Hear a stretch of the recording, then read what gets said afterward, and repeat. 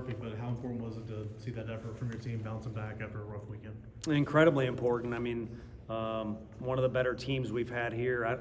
I don't know that they lost 2 games in a row or some sort of stat, based off series, but by the end of the year, kind of the last game is really the only stat that matters. But when you look back on a team, when they take a stand and show some resiliency, that's what's important. And really our guys have done that, in my opinion.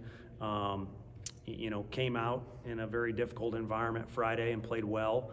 And then Beam kind of spoke to who he is and what our team is by bouncing back and holding it together and throwing as long as he did, and could say some things about Sunday too. And then today, they had a good approach in pregame. You could tell some extra determination, but we're also loose and, beat a good team that's very physical. And obviously he's got some good arms and has done some things against strong opponents. Billy doesn't mess around playing people. So, all in all, I think good signs are there, but as the season progresses, you want to make sure you put those lessons learned and those good signs, to work on the field. Well, there's some, I know in baseball it's inevitable during the season there's going to be a couple moments that you don't love, but do you learn more about your team sometimes in situations like that? Yeah, I think you do. You'd like it to spread out over the entire spring or not pile up on you. It's fun, or it's nice, I should say, if you kind of get some harsh lessons and yet you win the game too. I think maybe we've even had that a time or two this year. But yeah, you have to understand what it's like for it to not go well and why it doesn't go well. To truly learn, I think to have a little extra determination, and then to know how to navigate through some of those situations when they come up again as it heats up, getting into May and June.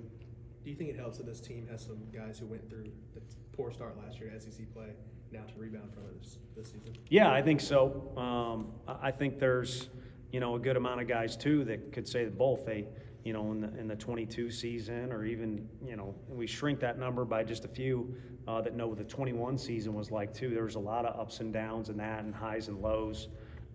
So there's an entire body of work there now with at least our coaching staff being here to kind of preach from our standpoint, or for the players to talk about in the locker room as far as how to approach things. So it's got some value. No, it's still a couple of days away, but what do you know about Ole Miss? What are you looking at? Not too much. I got to work on that. Maybe take a 5-minute session before I come in here on Tuesdays. You guys typically ask, and I was getting made fun of by a great baseball guy today that just my knowledge isn't that good if it's outside of our circle. But with those guys coming in, we'll dive in as much as possible. We do know some of those guys that they picked up in the transfer portal because we're tracking that just like every other team. They got some guys that we recruited out of high school and chose to go there as well. So a little bit familiar with the personnel. But if you're just talking about the program, all too familiar. I mean, they're going to be aggressive on offense. They're going to be very well coached pitching-wise. And, Coach B's got a national championship ring for a reason. And really, I don't want to say he built it from dust, but I think some people lose sight, no matter where you live in the country, of kind of what he has created down there with not just the program, but the entire environment surrounding the baseball program.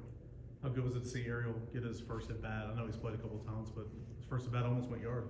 Yeah, no, he did. The foul home run, I think it was over the fence, and then the one that maybe on an offensive night would clear it. And during BP, I didn't tell him he was going to get his first at bat, and I don't know that he was, but that's as energized as I've ever seen him in the batter's box during pregame batting practice, and it kind of carried over into the game. And would rather have a guy be too excited than not excited enough, and he's always excited to be on the field. That's you could play devil's advocate and be real critical of him, but even from that standpoint, you'd never be able to say that he doesn't love to play baseball and he doesn't like being out on the field. And hopefully that's infectious, during his entire time here, not just this year.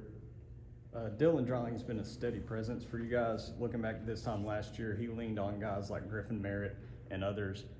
This point in time, are you seeing Dylan kind of be coachable to the others, some of these newcomers? Yeah, I've seen that, and that's got value to it. I think really the whole group kind of, there's maybe kind of a couple guys that become the alpha in certain situations, but it's pretty fluid. Whether it's Stom or Peebles or Billy, guys that have only been here for 1 year, and then some of the younger guys too, like Ariel, chime in. I mean, I've literally seen him coaching guys up on the infield. He's not the only one too. It's pretty fluid across the whole roster. All the catchers will help each other. So that part's nice. The part that stands out more about Dylan is just kind of the way he's starting to walk around and move around and act. He acts like a pro, and he acts like a veteran, not just in college baseball, but just in baseball in general. And he's got really good presence, and it showed last Sunday. I mean, that at-bat he had to put us in a situation to tie the game was pretty incredible. His buddy Reese Chapman kind of did the same thing tonight when they brought in the lefty. Reese had maybe the at-bat of the night, even though it was a walk. So maybe Dylan's been coaching Reese up a little bit that way. How big was it to get Kirby to come in, kind of be a steady presence in the middle of that game? And do you feel like that's something you maybe feel more comfortable with compared to years past, him coming in for 2+ innings? Yeah, I think in years past, we've had, he was kind of growing up and he had older guys around him that were really good. Well, now he's kind of the guy, and there's going to be a moment where there's nowhere to run. It's either him or it's him or nothing. A do or die, whatever you want to call it. And I think he's probably more comfortable, and we're more comfortable now than ever with that. But we've always trusted him. I mean, he's had saves in SEC games and coming in really big situations. I do think now his presence and his pitchability maybe sets him up where he can go a little bit longer. But it's all just circumstances. And if you're ever going to drive home in your car and it not go well for some reason, I don't think you're ever going to second guess bringing that guy in.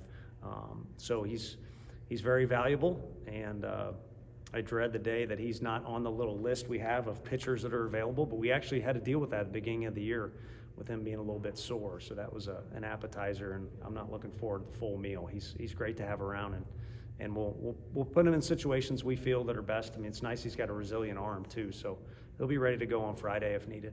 Did you like your pitching plan starting out kind of that order last week? Is that something you look at again this weekend? And then Marcus Phillips, I know it just happened, but any update on him? Yeah, I mean, according to Doc Rapay, he's here now, and Woody, I kind of stay hands-off and let those guys report back to us, and we'll be conservative. He won't be rushed back into action, but as of right now, they think, maybe just kind of something popped up tonight, maybe because it was cold out, just a little discomfort in his hand. So unless something changes, knock on a lot of wood, nothing crazy there. And then I'm not quite sure what they'll do against us, but we'll have Causey and then Beam, and we'll worry about Sunday when it comes. But the options are kind of starting to become a little bit more vivid. But again, we got to worry about Friday. So tonight was nice to kind of have a Roger Clemens approach and put a stop to frustrating meetings in the outfield post game. But you could call Friday as an opportunity to do that too, because it'll be the first SEC game since we came up a little bit short last SEC game.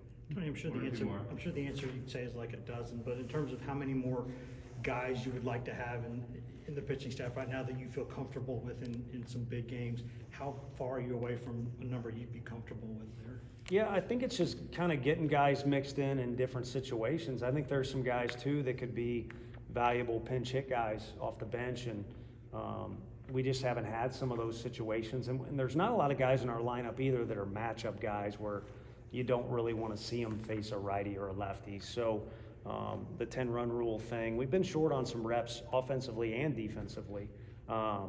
But, pitching-wise, I think we're just getting to know these guys better.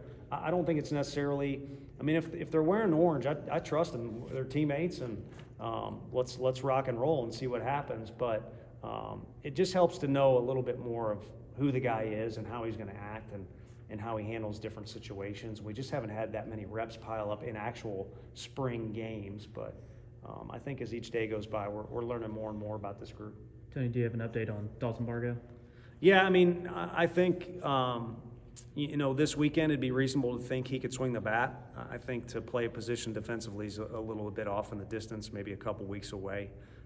We'll see where he's at base running and how we want to handle that too. But I think it's reasonable to say that he could swing the bat sometime soon.